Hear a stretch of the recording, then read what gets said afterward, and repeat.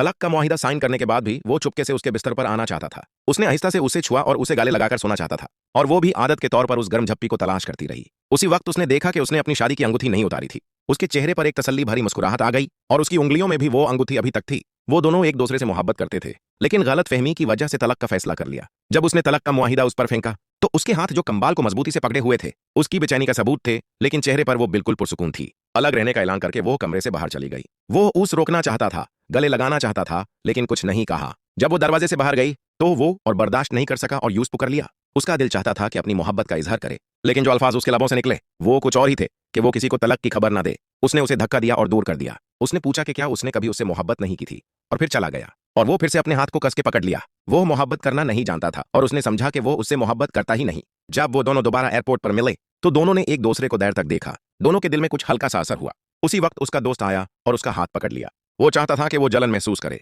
ताकि उसे यकीन हो कि वो अब भी उससे प्यार करती है, लेकिन उसने अपनी चोट छुपाने के लिए बेपरवाही का मास्क पहना हुआ था। क्या वो दोनों दोबारा एक दूसरे की मोहब्बत ढूंढ पाएंगे?